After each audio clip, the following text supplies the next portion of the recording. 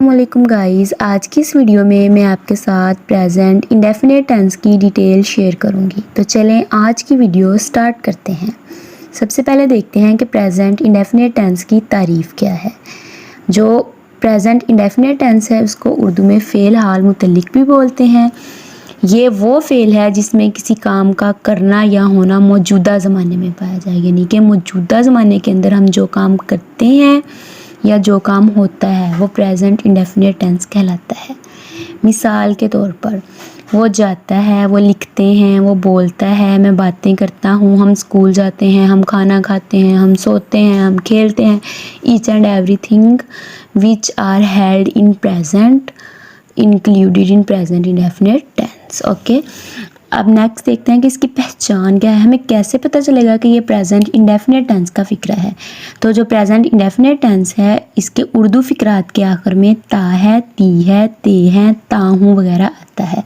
यानी कि उर्दू के जब फ़िक्रात को हम देखेंगे तो वो ता है, ती है, ते हैं पर एंड हो रहे होंगे। जैसा कि हम स्कूल जाते हैं तो ते हैं से हमें पता चल गया कि ये प्रेजेंट इंडेफिनिट टेंस का फ़िक्रा है। इसके अंदर सबसे पहले अफर्मेटिव या पॉजिटिव सेंटेंसेस होते हैं। वो क्या होते हैं, उनके क्या रूल्स हैं। अंग्रेज़ी के मस्बत फ़िक्रे में सब्जेक्ट किसको कहते हैं, काम करने वाले को, के फ़ौरन बाद वर्ब की फ़र्स्ट फॉर्म लगाने से ये टेंस बनता है। यानी कि जो पॉजिटिव सेंटेंसेस हैं वो अंग्रेज़ी के मस्बत फ़िक्रे के सब्जेक्ट के फ़ौरन बाद वर्ब की पहली फॉर्म लगाने से बनते हैं। उसके अलावा सेकंड रूल ये है कि अगर सब्जेक्ट सीगाए वाहद गायब यानी थर्ड पर्सन हो, यानी कि ही, शी, इट हो, तो उसकी पहली फॉर्म के आखिर में एस या यस बढ़ाते हैं। ठीक है, अगर वो सीगाए वाहद गायब ही, शी, इट या सिंगल नेम हो तो उसके साथ हमने एस या यस लगाना है। उसके अलावा ऐसे वर्ब जिनके आखिर में C H, S H, X या ओ आए उनके बाद यस लगाना है। यानी कि ऐसे वर्ड्स जो एक्स पर, एस एच पर, सी एच पर या ओ पर एंड हो रहे हों उनके एंड में हमने यस लगाना है, और उनके अलावा तमाम वर्ब्स के साथ हमने एस लगाना है। अब पॉजिटिव सेंटेंसेस का फॉर्मूला क्या है, सबसे पहले हम सब्जेक्ट को ट्रांसलेट करेंगे, फर्स्ट फॉर्म ऑफ वर्ब लगाएंगे और देन ऑब्जेक्ट पुट कर देंगे, तो हम उस फिक्रे को ईजीली ट्रांसलेट कर पाएंगे। अब हम इसकी एग्जांपल भी देख लेते हैं। वो स्कूल जाता है, ठीक है। अब इसमें हमने सबसे पहले ढूंढना है कि सब्जेक्ट कौन सा है। सब्जेक्ट होता है काम करने वाला, तो काम कौन कर रहा है, वो। तो सबसे पहले हम वो को ट्रांसलेट करेंगे यानी कि ही। उसके बाद वर्ब को ट्रांसलेट करेंगे, फर्स्ट फॉर्म ऑफ वर्ब लगाएंगे, तो जाने की इंग्लिश क्या है, गो। लेकिन इसके साथ हम यस लगाएंगे क्योंकि ये एक सिंगल नेम है। तो ही गोज़, वो जाता है, तो इसकी ट्रांसलेशन इंग्लिश में क्या हो गई, ही गोज़। ऐसे ही वो पानी पीती है। अब इसमें सब्जेक्ट कौन है, वो। काम कर कौन रहा है, पानी कौन पी रही है, वो पी रही है, तो वो की इंग्लिश क्या हो गई, शी। अब उसके बाद वर्ब ढूंढेंगे, खाना, पीना, सोना, खेलना, ये सारे वर्ब्स होते हैं। तो पीती हमारा क्या हो गया, वर्ब। तो पीती की इंग्लिश क्या होती है, ड्रिंक। ये चूँकि सिंगल नेम है तो इसके साथ हमने एस का इजाफा कर दिया।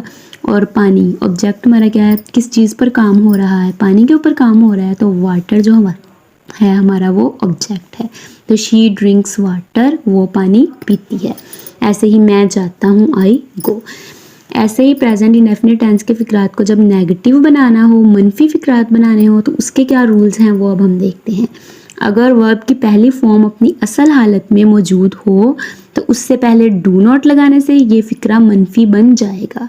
यानी कि अगर वो अपनी असल हालत में मौजूद है तो सिर्फ हमने डू नॉट लगाना है, तो वो हमारा मनफी फिक्रा यानी कि नेगेटिव सेंटेंस बन जाएगा। अगर वर्ब की पहली फॉर्म के आखिर में एस या ई एस लगा हुआ हो तो एस या ई एस को हटाकर उससे पहले डज नॉट लगा देने से फिक्रा मनफी बन जाएगा।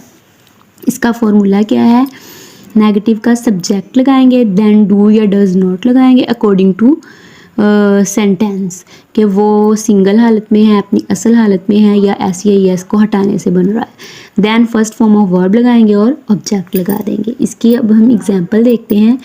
हम ऐसे ही नेक्स्ट है अली कुरान मजीद नहीं पढ़ता है। अब जो अली है ये चूँकि सिंगल है तो इसलिए हम इसके साथ डज नॉट लगाएंगे। अली डज नॉट, पढ़ने की इंग्लिश क्या है, रिसाइट, पढ़ क्या रहा है, कुरान मजीद।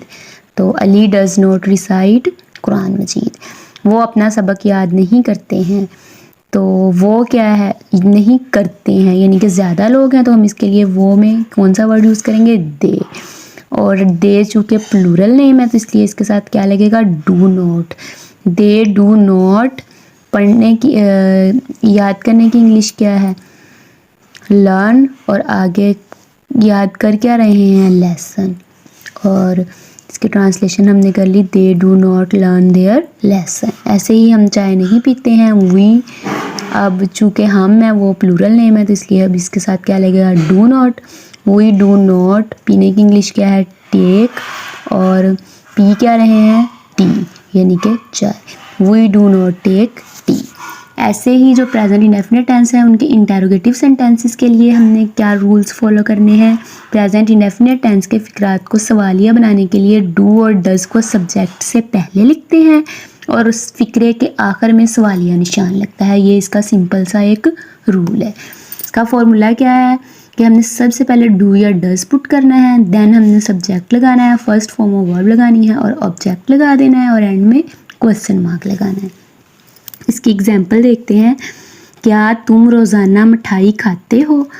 अब क्या तुम, यानी कि यू। अब यू क्या है, आई वी दे यू या प्लूरल नेम के साथ हमने क्या पुट करना था, डू नॉट। और अब यू क्या है, तुम, तो इसके लिए हम कौन सा वर्ड यूज़ करेंगे, डू। अगर यहाँ होता ही शी इट या सिंगल नेम तो हमने लगाना था डज। अब ये आ गया है यू, तो यू के साथ क्या लगता है, डू। तो सबसे पहले हम डू लिखेंगे, उसके बाद तुम की इंग्लिश क्या है, यू।